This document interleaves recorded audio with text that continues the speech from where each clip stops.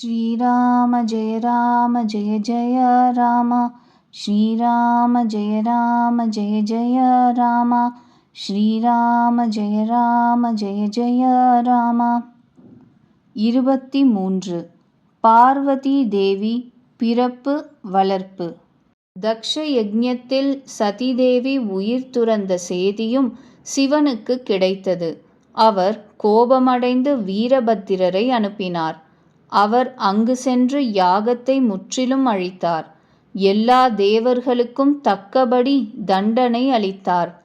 சிவ துரோகிக்கு என்ன கதி கிடைக்குமோ உலகமறிந்த அந்த கதி தக்ஷனுக்கு கிடைத்தது. இந்த கதையை உலகம் அனைத்தும் அறியும். ஆகவே இதை சுருக்கமாக வர்ணித்தேன். சதி தேவி மரிக்கும் பொழுது ஹரி பகவானிடம் ஒரு வரம் கேட்டாள். எனக்கு பிறவிகள் தோறும் சிவபெருமான் திருவடிகளில் அன்பு இருக்க வேண்டும். இக்காரணத்தினால் அவள் இமாலயம் சென்று பார்வதியாக பிறவி எடுத்தாள். உமாதேவி ஹிமவான் வீட்டில் பிறந்தாளே, அது முதல் அங்கு எல்லா சித்திகளும் செல்வங்களும் குவிந்தன. முனிவர்கள் ஆங்காங்கு அழகான ஆசிரமங்கள் அமைத்து கொண்டனர். ஹிமவானும் அவர்களுக்கு தேவையான இடம் அளித்தார். அந்த அழகிய மலையில் பலவிதமான புதிய புதிய மரங்கள் முளைத்தன. அவற்றில் பூக்கள் பூத்து பழங்கள் குலுங்கின. அங்கு பலவித இரத்தினச் சுரங்கங்கள் வெளிப்பட்டன. எல்லா நதிகளும் தூய நீர் பெருகியது. பறவைகளும் பசுக்களும் வண்டுகளும் மகிழ்ச்சியுடன் இருந்தன. எல்லா பிராணிகளும் தனக்கு இயல்பான பகைமையை துறந்தன. மலையில் எல்லோரும் ஒருவருக்கொருவர் அன்பு செலுத்தினர். ராம பக்தி பெற்றதும் மனிதன் பொலிவு அடைகிறானே, அதுபோல பார்வதி வீட்டிற்கு வந்ததும் ஹிமயமலை பொலிவுற்றது.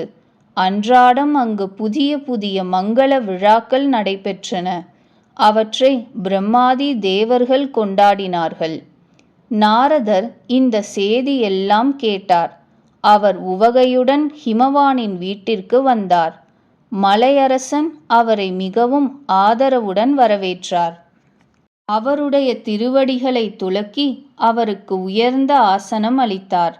பிறகு தனது மனைவியுடன் முனிவரின் திருவடிகளில் தலை வணங்கினார். அவருடைய திருவடி நீரை வீடு முழுவதும் தெளித்தார். ஹிமவான் தன் பேற்றை மிகவும் வர்ணித்தார். மகளை அழைத்து முனிவர் திருவடிகளில் கிடத்தினார். முனிவர்களில் சிறந்தவரே, தாங்கள் முக்காலமும் உணர்ந்தவர்கள், எல்லாம் அறிந்தவர்கள், எங்கும் செல்வாக்கு உள்ளவர்கள்.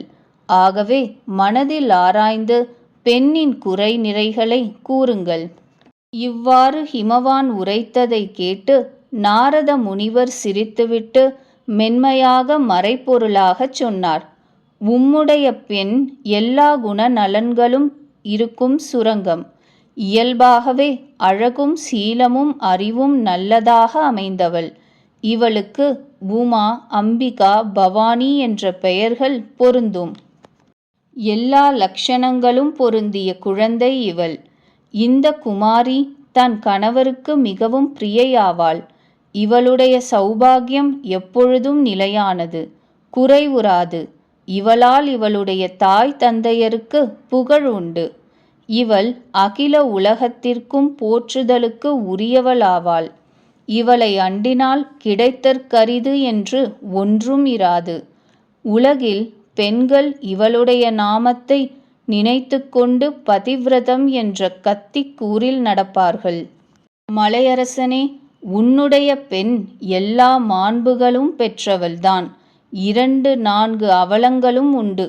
அவற்றை கேட்டுக்கொள். குணமற்றவர், மானமற்றவர், தாய் தந்தை அற்றவர், ஒதுங்கினவர், எல்லா ஐயங்களும் அற்றவர், யோகி, சடையாண்டி, பற்றற்ற மனதுடையவர், ஆடையற்றவர், மங்களமற்ற வேஷம் புனைந்தவர். இத்தகைய கணவர் இவளுக்கு கிடைப்பார். இவளுடைய கைரேகை இப்படி அமைந்திருக்கிறது. முனிவர் சொற்கேட்டு அதை சத்தியமென நம்பிய தம்பதிகள் ஹிமவானும் மேனாதேவியும் கலங்கினர். குழந்தையான பார்வதியோ இதை கேட்டு அறிந்து திருப்தி அடைந்தாள். நாரதருக்கே இதன் உண்மை ரகசியம் இதுவரை தெரியாது. வெளியில் தெரிகின்ற நிலை வேறாக இருக்கும், மனதிற்குள் எண்ணம் வேறாக இருக்குமே. எல்லா தோழிகள், பார்வதி, மலையரசன், மேனாதேவி இவர்களுடைய உடல்கள் எல்லாம் புல்லரித்தன. எல்லோர் கண்களிலும் ஆனந்தக் கண்ணீர் பெருகியது. தேவ ரிஷியின் சொல் பொய்க்காது. இதை கருதி பார்வதி அந்த சொற்களை ஹிருதயத்தில் நன்கு இருத்தி கொண்டாள். பார்வதி தேவிக்கு சிவபெருமானின் திருவடி தாமரைகளில் பிறப்பிலிருந்தே பக்தி பெருகியது. ஆனால் உள்ளத்தில் அவரை அடைவது கடினமாயிற்றே என்ற சந்தேகம் உண்டு. இது தருணமல்ல என அறிந்து உமை தன் பக்தியை மனதிற்குள் ஒளித்து வைத்துக்கொண்டு தன் தோழியின் மடியில் சென்று அமர்ந்திருந்தாள். தேவ ரிஷியின் வார்த்தை பொய்யாகாது என்பதை நினைத்து ஹிமவானும் மேனாவும் மற்ற எல்லா மதிமிக்க தோழிகளும் கவலையில் ஆழ்ந்தார்கள். ஆயினும் உள்ளத்தில் உறுதி பூண்டு மலையரசன் கூறினார், பெரியவரே, இப்பொழுது என்ன உபாயம் செய்யலாம் கூறுங்கள். முனிவர் கோமானான நாரதர் கூறினார், ஹிமவானே கேள்.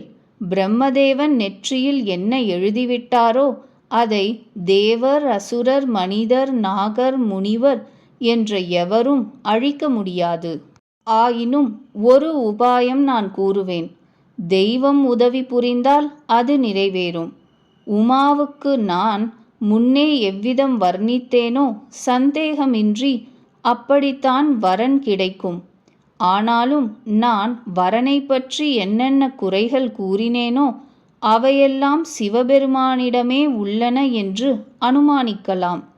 இவளுக்கு சிவனுடன் திருமணம் நேர்ந்தால் அந்த குறைகள் எல்லாவற்றையும் எல்லோரும் குணநலன்கள் என்றுதானே கூறுவார்கள்.